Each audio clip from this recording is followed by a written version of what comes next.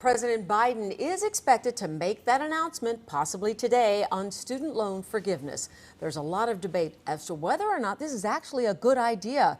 But if you or a family member has student loan debt, how much are you counting on this? And what should you do if you don't get the relief you expect? Joining us now to talk about how to handle your student loan debt with or without government help is college finance expert Kristina Ellis with Ramsey Solutions. Good morning to Kristina. A lot of people are waiting to hear this news.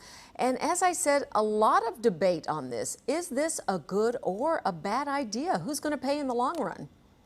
Yeah, there's a lot of debate around this. There's been so much anticipation. People have been waiting to know what is going to happen with my student loan debt. People are feeling really anxious. They've waited for a really long time, but supposedly today is the day. And you know, there's people on both sides of the coin. Some people are really hoping and waiting, and they're excited about the $10,000 in forgiveness. Some people are disappointed. They thought it would be more.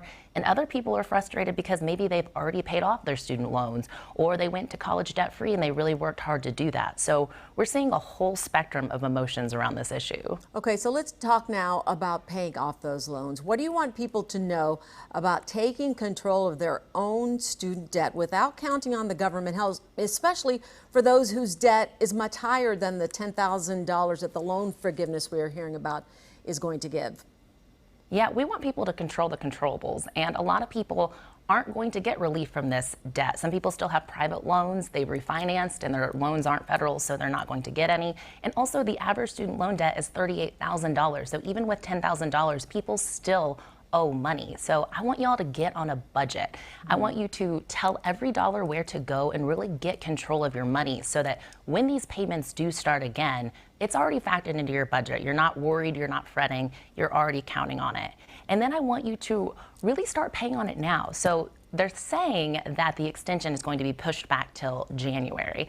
And some people may be breathing a sigh of relief thinking, I don't have to pay on my student loans if it's pushed back.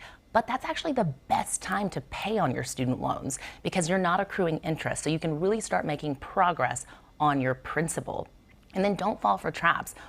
Don't wait for student loan forgiveness beyond that. You know, don't sign up for income-based repayment programs or forbearance or programs that really extend out the life of the loan and lead you to paying more interest for longer.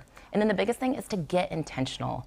We really believe that you can pay off these loans for good. I actually recently created a course called The Ultimate Guide to Paying Off Your Student Loan Debt. And you can find that at KristinaEllis.com/start.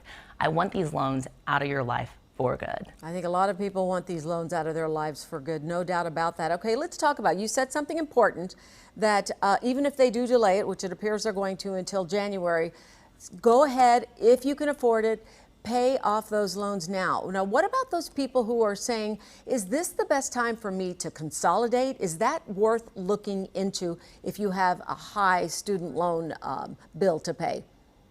It's worth looking into, but it's important to remember that when you consolidate, you can only do it once. So it's important to weigh out if it's the right time for you to do it and if it's the right decision.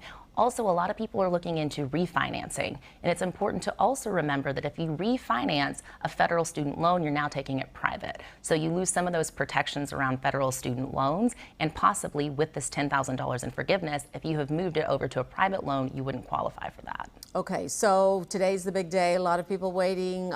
What's your best piece of advice that you could give to our viewers as they wait to hear the news, which probably won't be as impactful as some people are hoping? What do you want them to know?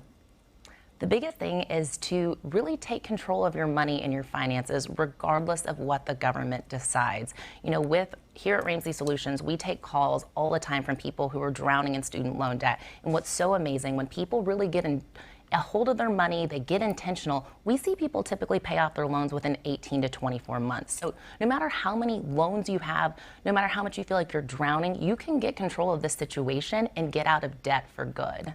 Okay, I think that's the most important piece of advice. Thanks for joining us. We appreciate your time. Hopefully this is going to help a lot of people who are stressed out because it does impact your daily life when that debt is that high and it feels like you're never going to be able to get rid of it. Kristina Ellis, thanks for having me. Thank you with Ramsey Solutions. Thanks for joining us today.